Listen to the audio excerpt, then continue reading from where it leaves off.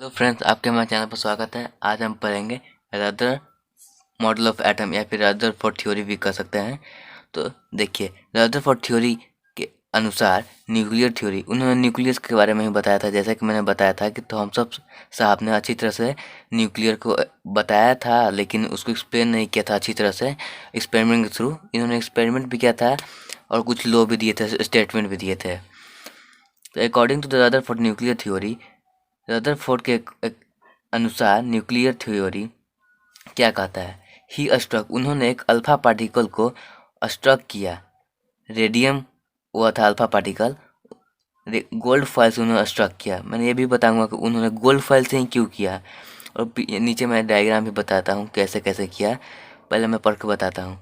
Gold foil से alpha particle को struck किया, उसे पास करवाया इन 1911 में। तो उन्होंने पास करवाने के बाद देखा कि अल्फा पार्टिकल कुछ अल्फा पार्टिकल बिना डिफ्लेक्शन यानी कि बिना रुकावट के उस गोल्ड फाइल से पास हो जा रहे हैं, लेकिन कुछ जो अल्फा पार्टिकल हैं वह छोटे एंगल से वह डिफ्लेक्ट हो जा रहे हैं, यानी कि वो उस पार नहीं जा पा रहे हैं। छोटे एंगल से वह इस पार ही आ जा रहे हैं। और कुछ उसमें से फ्यू पार्टिकल्स हैं जो कि बड़े एंगल में वह डिफ्लेक्ट हो जा रहे हैं।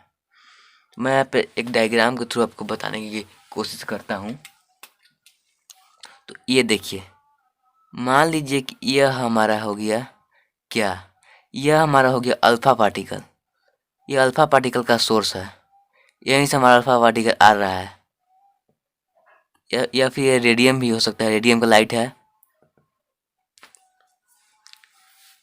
और यह हमारा गोल्ड फॉइल भी यहाँ पे रख लेता हूँ।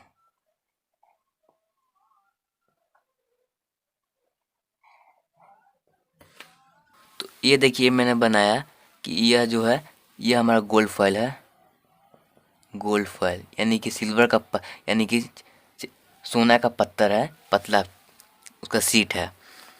तो यहाँ से जब अल्फा पार्टिकल यहाँ पर स्ट्राइक किया, आप दीजिएगा कि यहाँ से यह पूरा काटा हुआ है। मैंने यहाँ पे आप लोगों को समझाने के लिए बताया है। उन्होंने पूरा गोल्ड फॉइल कवर था यहाँ तक, उसमें सिर्फ एक अल्फा पार्टिकल का रेज जाने भर उसमें होल था, एक छोटा सा होल था उन्होंने बनाया था कि सिर्फ रेज ही जा सके। इस पूरा इतना बड़ा ओपन नहीं था। तो जब रेडियम को यानी कि अल्फा पार्टिकल को स्ट्राइक किया गया यहाँ से, तो कुछ रेज यहाँ पे थे जो कि ये अब पास हो गए, यहाँ से अल्फा पार्टिकल आए और इधर निकल गए। और लेकिन कुछ जो थे यहाँ से आए, उसके बाद छोटे एंगल यानी कि यहाँ से आए हैं और ऐसे मुड़ गए, यहाँ से गए फिर इधर मुड़ गए। और कुछ जो इसमें से अल्फा पार्टिकल थे जो कि लार्ज एंगल पर डिफ्लेक्ट कर रहे हैं, यानी कि कुछ इधर जा रहे हैं, कुछ इधर जा रहे हैं, कुछ इधर जा रहे हैं। तो उन्होंने देखा, तो उन्होंने समझा कि यहाँ पे कुछ तो है, कि यह क्यों रेज को कुछ एंगल पर डिफ्लेक्ट कर रहा है, रिफ्लेक्ट कर रहा है, स्मॉल एंगल पर लार्ज एंगल पर कुछ रेज इधर जा रहे हैं, क्यों कर रहा है। तो उन्होंने देखा कि इसके अंदर पॉजिटिव और नेगेटिव दोनों हैं, दोनों इस पूरे एटम को न्यूट्रल कर रहे हैं, जो कि इन्होंने स्टेटमेंट में बताया था। मैं स्टेटमेंट आपको बताऊंगा तो और भी क्लियर हो जाएगा। इसके पहले मैं बताता हूँ कि इन्होंने गोल्ड फाइल क्यों लिया। उन्होंने गोल्ड फाइल इसलिए लिया क्योंकि गोल्ड फाइल को पत्थर के रूप में चेंज कर दिए, पतला शीट के रूप में, क्योंकि उससे पतला आप किसी चीज़ को ही नहीं बना सकते हैं। गोल्ड फाइल इतना पतला आप किसी भी चीज़ को नहीं बना सकते हैं। आप आयरन भी लेंगे तो गोल्ड फाइल इतना पतला नहीं हो पाएगा, स्ट्राइक होने में उसको रुकावट यानी कि डिफ़िकल्टी हो सकती है। इसीलिए उन्होंने गोल्ड फाइल को लिया ताकि जो रेडियम अल्फा पार्टिकल वो आसानी से उसमें डिफ्लेक्ट हो या फिर पास हो सके। अब उन्होंने कुछ स्टेटमेंट भी अपना दिया था कि ऐसा क्यों होता है, इसमें क्या होता है। आपको मैं स्टेटमेंट बताता हूँ। क्या आप लोग देख सकते हैं यहाँ पे मैंने 3 एक्सपेरिमेंट से जो स्टेटमेंट निकला है उसी को मैंने लिखा है। यहाँ पे कुछ 9 या 10 उन्होंने स्टेटमेंट दिया है, उसको भी मैं बताऊंगा। तो सबसे पहला है, एटम है 2 पार्ट। एटम के पास 2 पार्ट होते हैं। एक सेंट्रल पार्ट होता है, उसको हम न्यूक्लियस कहते हैं, जो बीच में रहता है उसको न्यूक्लियस ही कहते हैं। एंड अदर पार्ट, दूसरा जो पार्ट होता है उसको हम इलेक्ट्रॉन कहते हैं, जो कि एटम के चारों ओर रिवॉल्व करता है और डिफरेंट एनर्जी सेल में, यानी कि ये हमारा एटम हो गया। ये डिफरेंट एनर्जी सेल रहता है, मैं आगे बताऊंगा। और यह electron different different energy shell में मूव करता है। यहाँ वाला मूव यहाँ में नहीं कर सकता है। अगर यहाँ पर करेगा तो इसको कुछ देना पड़ेगा, या फिर ये चाहेगा कि हम यहाँ चले जाए तो इसको कुछ देना पड़ेगा। मैं आगे बताऊंगा क्या देगा। तो पहला आपको क्लियर हो गया, अगर डाउट होगा तो कमेंट कर दें।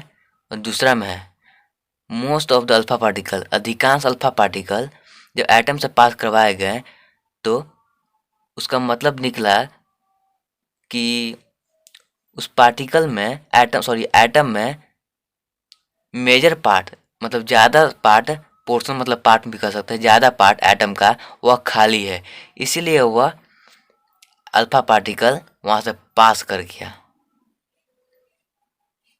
उसके बाद तीसरा में आता है कि कुछ अल्फा पार्टिकल छोटे एंगल से रिटर्न हो जाते हैं। इसका मतलब है कि सेंट्रल पार्ट, एटम का सेंट्रल पार्ट वह पॉजिटिव चार्ज को कंटेन करता है। यहाँ भी मैंने लिखा है पॉजिटिव, ये पॉजिटिव का सिंबल है, भी पॉजिटिव भी है पॉजिटिव चार्ज, आप फुल भी लिख सकते हैं। वो पॉजिटिव चार्ज को कंटेन करता है। जो अल्फा पार्टिकल स्मॉल एंगल से रिफ्लेक्ट हो रहा है या रिटर्न बैक हो रहा है, तो इसका मतलब है कि बीच में जो सेंट्रल पार्ट है वो पॉजिटिव चार्ज कंटेन कर रहा है। जैसा कि मैंने बताया कि एटम के पास दो पार्ट होते हैं, एक सेंट्रल पार्ट और एक सेंट्रल पार्ट और एक एटम के पास दो पार्ट होते हैं। एक सेंट्रल पार्ट उसको न्यूक्लियस कहते हैं और दूसरा पार्ट इलेक्ट्रॉन रहता है। इसमें से एक सेंट्रल पार्ट है उसका चार्ज पॉजिटिव रहता है। अब बात आती है चौथे स्टेटमेंट। तो देख सकते हैं फ्रेंड्स, जैसा कि चौथा स्टेटमेंट उन्होंने दिया था कि कुछ अल्फा पार्टिकल जो रिटर्न बैक होते हैं, इसका मतलब है कि ज़रूर न ज़रूर सेंट्रल पार्ट एटम का सेंट्रल पार्ट प्रोटॉन को कंटेन करता है। इसका मतलब क्योंकि alpha particle positive charge particle है, इसीलिए वह पॉजिटिव चार्ज कंटेन करता है। यही बताया था उन्होंने चौथे स्टेटमेंट में, उन्होंने यही बोला था उस एक्सपेरिमेंट करने के बाद। और उन्होंने बताया था कि द मास ऑफ एटम का मास कंसंट्रेटेड रहता है, बचा रहता है, एटम के सेंटर में कंसंट्रेटेड रहता है। और 6 है न्यूक्लियस का जो वॉल्यूम है वो बहुत छोटा रहता है पूरे एटम की तुलना में, यानी कि जो न्यूक्लियस का जो वॉल्यूम है वो बहुत छोटा है, वो जो पूरा एटम है उसके कंपेयर में। मतलब हम एटम कंपेयर कर रहे हैं कि ये हमारा एटम है और ये हमारा न्यूक्लियस है, तो ये न्यूक्लियस बहुत छोटा रहता है इस पूरे एटम के कंपेयर में, क्योंकि ये एटम बहुत बड़ा है, ये छोटा है। और 7 ने बताया था कि एटम परफेक्ट न्यूट्रल रहता है, क्योंकि वह पॉजिटिव और नेगेटिव दोनों चार्ज पार्टिकल रहते हैं, वो दोनों उनको न्यूट्रल कर देते हैं। और 8वां में और आखिरी उन्होंने बताया था उन्होंने कि एटम का शेप स्फेरिकल होता है। और जैसा कि मैंने गोल्ड फाइल से मैंने अल्फा पार्टिकल को रिफ्लेक्ट करवाया था, तो एनसीईआरटी में कुछ इस तरह का सर्कल दिया हुआ है। तो यह गोल्ड फाइल का ही यह एटम है, यह देख सकते हैं इस तरह से बना है, एटम है। उसमें से देख सकते हैं कुछ रेज इस तरह किया हुआ है, कुछ रेज इधर गया है, इधर गया है, इधर गया है, इधर गया है। यह गोल्ड फाइल का ही है। गोल्ड फाइल को बहुत अंदर से जूम से लिया गया है।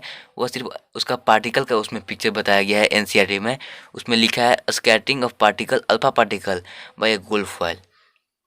अब हम नेक्स्ट वीडियो में कुछ अदर फोर्ड मॉडल का ड्रॉबैक भी देखेंगे।